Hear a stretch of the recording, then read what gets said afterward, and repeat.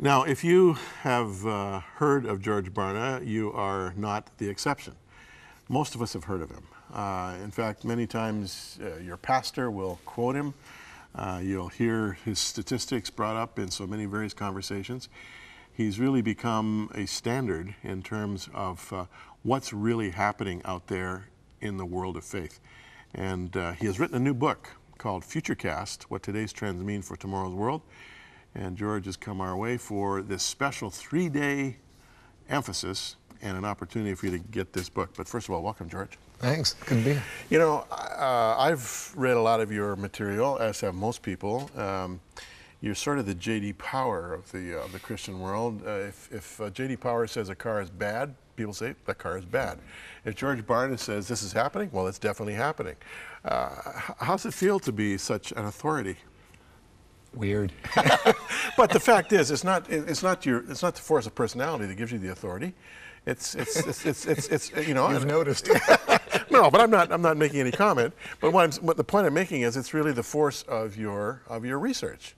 I mean, when you study a representative group of people, and it's done anonymously, they give you straight answers. You'd say in your book, most of the surveys are done by phone.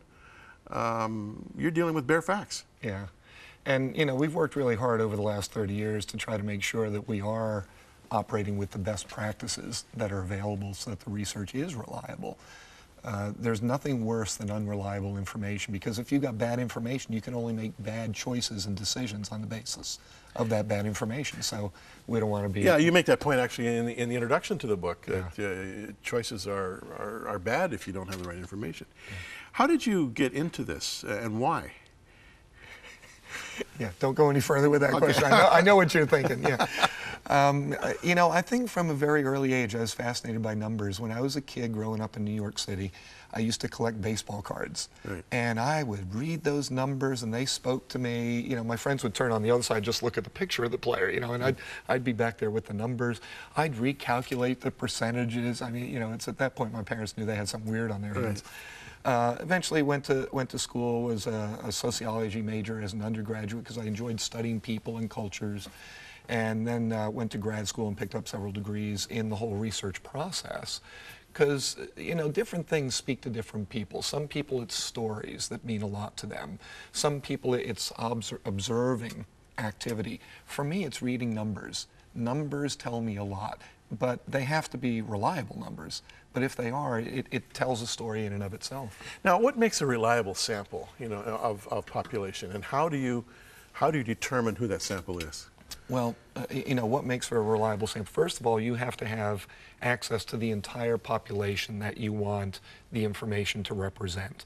So that means if I'm going to do a telephone survey, let's say, I can't use a telephone book, because 40% of the people who have telephones aren't listed in the phone book. So right away, that's a bad sample. Like a lot of people don't have hard lines at all. It's a cell phone, right? Right, yeah. Now 25% of households only have a mobile phone, right. No hard lines. So once again, you know, phone book is useless.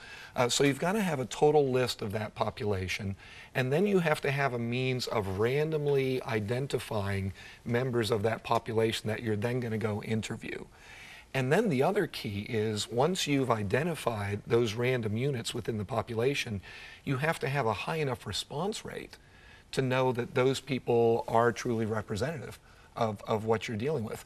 Because if I only get 1 out of every 10 people responding, what that means is I know one thing about that group of people I've interviewed, and that's that they're not representative of the population, because 9 out of 10 chose not to participate.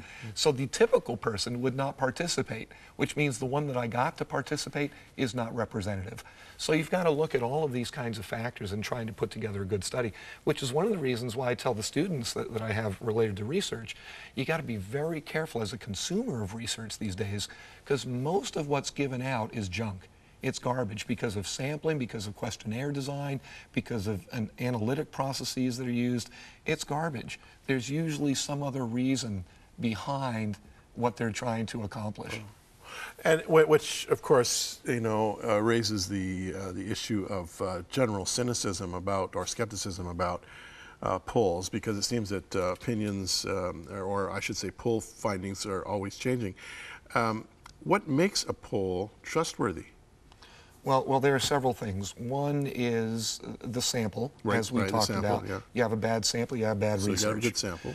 Secondly, the art of designing questions is, I think, widely overlooked. You know, I look at the questionnaires that so many different companies use, and you can tell what some of the answers are going to be based on how some of the questions are written or the sequence in which the questions are asked. Sometimes you write good questions, but by virtue of the order that they come in, you lead people to a certain answer. And so that's not acceptable. And then thirdly, the kind of interaction that your data collection person, your interviewer, would have with the respondent. You can have somebody who's leading them on to give certain kinds of responses through very innocuous means. If I ask you a simple question, you give an answer, and I say, oh, that was a good answer. Now, the interviewer might be saying that because they want to encourage the person to keep going. But what the respondent hears is, I gave the right answer. I got to keep trying to get the right answer because we want to please people. So you've got to have those dynamics right.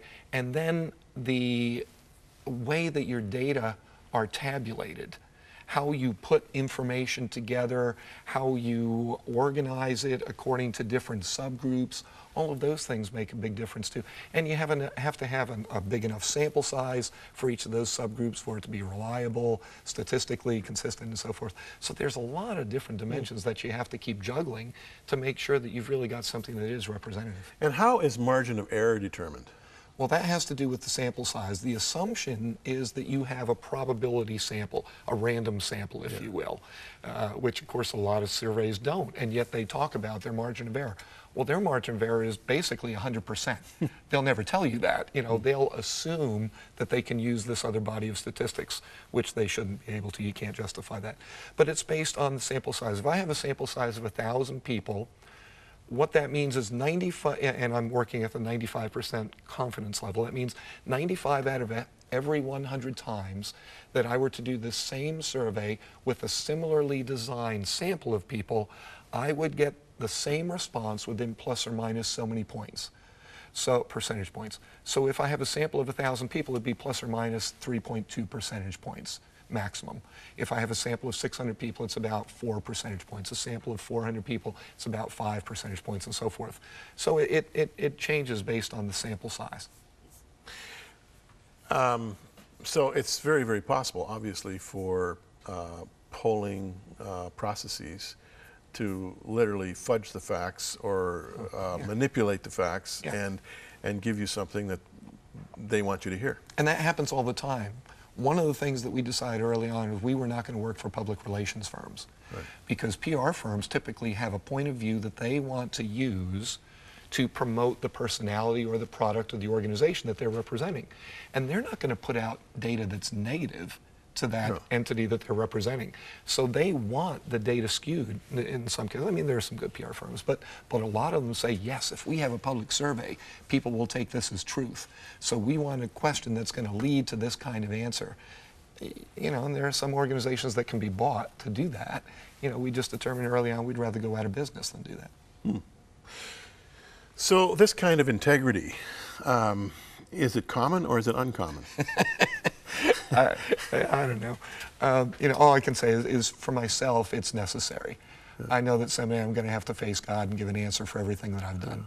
And if I'm out in front telling leaders, telling consumers, telling government agencies, this is the way it is, and they're going to make decisions that are going to affect people's lives, I want to make sure that I've done the best that I can to give them the truth so that the decisions they're making are the best possible decisions. Do you have secular agencies or secular organizations, and by that I mean those outside of the purview of what you normally do, coming to the Barna Research Group and saying, would you please conduct a survey for us? Yeah, I mean, for 7 years, we were the primary research firm for Disney. For a number of years, we did research with the United States military, the Navy, and the Army in particular.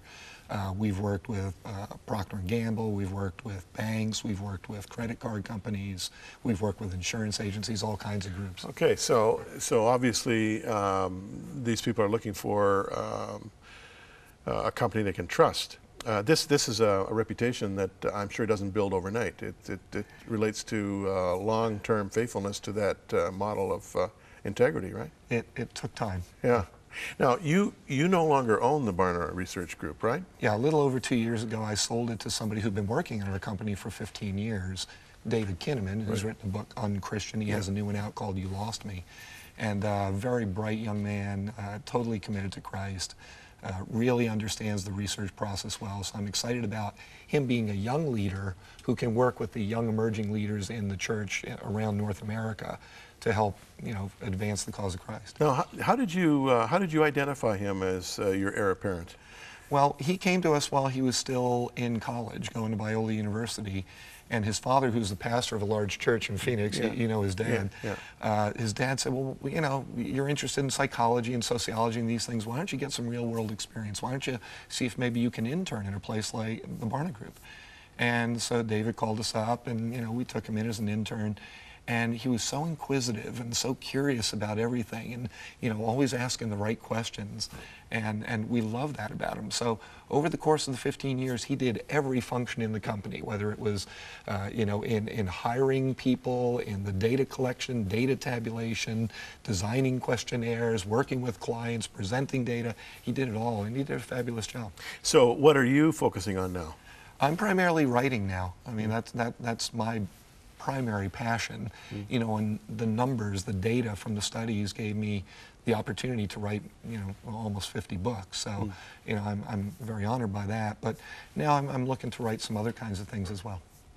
Now, when I was reading Futurecast, and I read a lot of books because every author I interview, I read their book. I had several moments of what I call eye glaze. Because there's so much information in here.